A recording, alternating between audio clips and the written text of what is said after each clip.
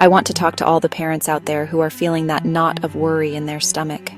Your baby, who you thought had this whole breastfeeding thing down, is suddenly refusing the breast. They're turning their head, crying, arching their back. And inside, a voice might be screaming, "What am I doing wrong? Are they not getting enough food? Is this my fault?" First, let's all take a deep breath together. Inhale and exhale.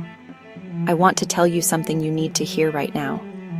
You are a good parent, and what you're experiencing is so common. You are not alone in this, and it is not a sign that you are failing. This moment feels huge and scary, I know. It can feel like a rejection, not just of the breast, but of you. But I want to reframe this. This isn't a rejection, it's communication. Your baby is trying to tell you something, and our job as parents isn't to be perfect, but to be detectives. To get curious about what's going on inside our little ones. Panicking won't help us hear what they're saying, but staying calm and getting curious will. We can do this. You are still the expert on your child.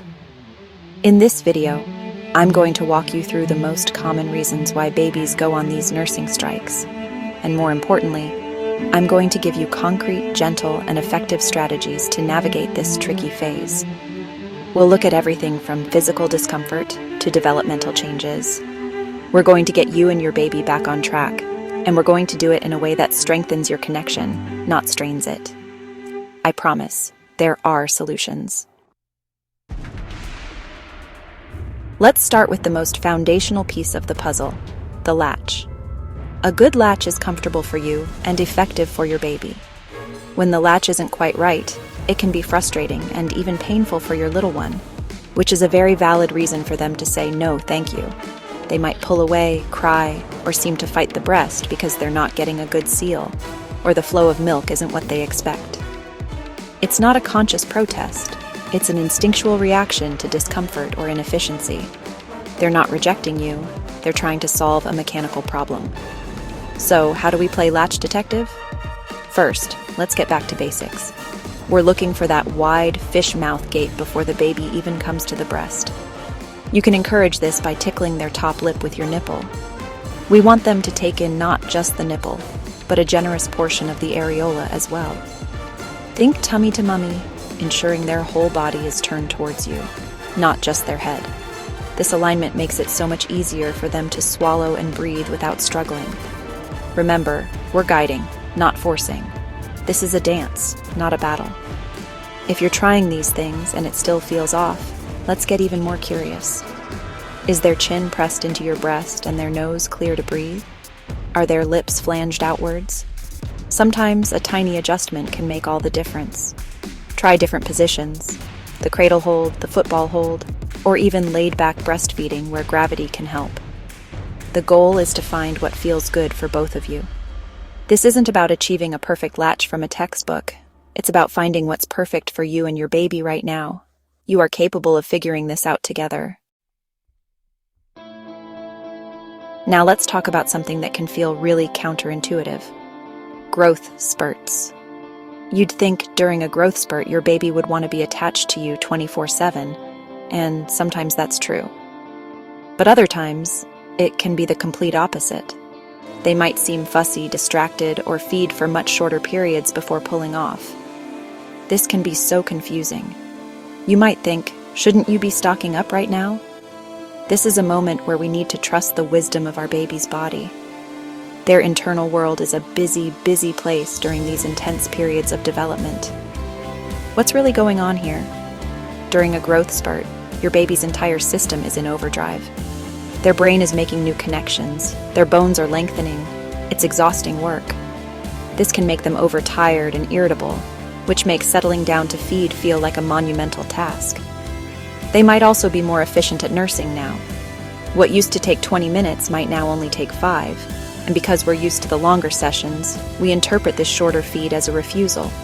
It's a change in their pattern, and change can feel unsettling for us. So, what's our job here? It's to be sturdy and reassuring. It's to trust their cues. If they feed for 5 minutes and then seem happy and content, let's believe them. Let's trust that they got what they needed. We can offer the breast more frequently, but without pressure. The mantra here is offer, Don't force. This phase is temporary. Remind yourself, this is a growth spurt. My baby is doing exactly what they need to be doing. My body is doing exactly what it needs to be doing. Your supply will adjust to their changing needs. This is a normal, healthy part of their journey. Teething. That infamous culprit behind so many parenting mysteries. The pressure and suction of nursing can feel really intense on sore, swollen gums. Imagine having a sore mouth and then having to do something that puts constant pressure on it. It makes perfect sense that your baby might latch on, cry, and pull away. Again, this isn't about you or your milk. It's about pain. They're coming to you, their source of comfort, but the very act of seeking that comfort is causing them discomfort. It's a confusing and frustrating cycle for them. Our role here shifts to one of comforter-in-chief. Before you even offer the breast, let's focus on soothing those gums. You can gently massage their gums with a clean finger. You can offer them a cold, wet washcloth to chew on, or a solid, refrigerated teething toy. The cold provides a wonderful numbing sensation that can offer immediate relief. Giving them a few minutes with a teether before attempting to nurse can make a world of difference. It takes the edge off the pain so they can settle in and feed more comfortably. Think about creating a pain relief sandwich. You can offer some soothing before the feed, and then, if they pull off mid-feed, offer it again. You can also try different nursing positions. Sometimes having them sit more upright can change the pressure in their mouth and feel better. It's all about experimenting to see what provides them with the most relief. Remember, you are their safe space. Even when they pull away, they are still looking to you to help them solve this problem. You are their partner in this, and they trust you to help them feel better. As your baby gets a little older, around 3 or 4 months and beyond, you might notice a new challenge. You'll be settling in for a feed, and suddenly the dog walks by, or their sibling makes a noise in the other room, or a sunbeam hits the wall just right, and poof, they unlatch, craning their neck to see what's happening. Their brains are exploding with curiosity. The world is a brand new, fascinating place, and sometimes it's just more interesting than lunch. This isn't a rejection of you, it's an embrace of the world. It's a huge developmental milestone. It means your baby's senses are developing, their awareness is expanding, and they are learning about cause and effect. But knowing that doesn't make it any less frustrating when you're just trying to get a full feed into them. You might worry they're not eating enough because they're taking in their meals in tiny, snack-sized portions throughout the day. This is a moment to acknowledge the wonderful development happening, while also strategizing how to meet their needs, and yours. This is where we become architects of calm. We need to create a feeding environment that is, frankly, a little boring. This might mean nursing in a quiet, dimly lit room away from the hustle and bustle of the household. Some parents find a white noise machine can help muffle distracting sounds. You can try nursing while walking or rocking, as the gentle motion can be soothing and keep them focused. Or try nursing them right when they are waking up, or just about to fall asleep, when they're too drowsy to be bothered by the outside world. This isn't forever, it's just for now, while they learn to toggle between their curiosity and their need to eat. Okay, let's build your emergency toolkit. These are the go-to strategies for when your baby is arching their back, crying, and you both feel overwhelmed.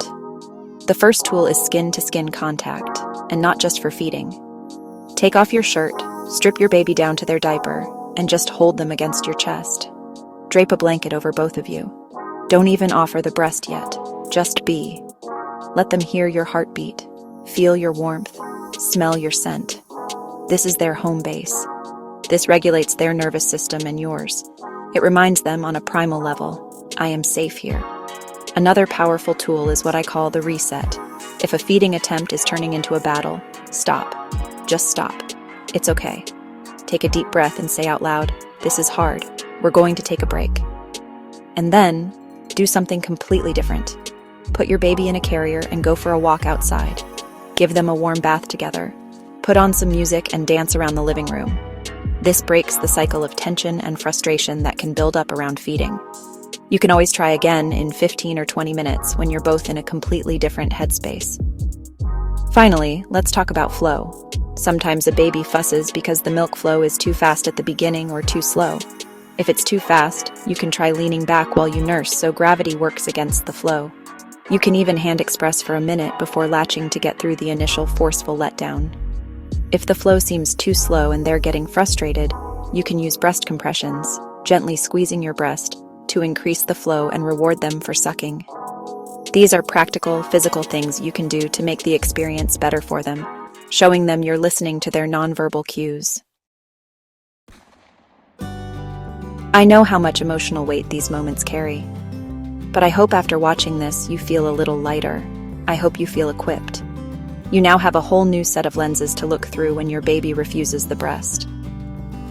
It's not a rejection, it's a puzzle, and you have the clues and the tools to start solving it.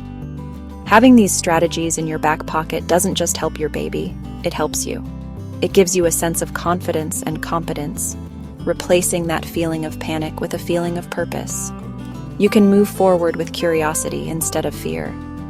This journey of feeding your child is a dance of connection, and sometimes you step on each other's toes. That's okay. Every misstep is an opportunity to reconnect and learn each other's rhythm even better. These challenges are what ultimately build that deep, resilient bond. You are learning your baby, and your baby is learning you. Be patient with them, and please be patient and compassionate with yourself. You are doing a great job at a really hard job.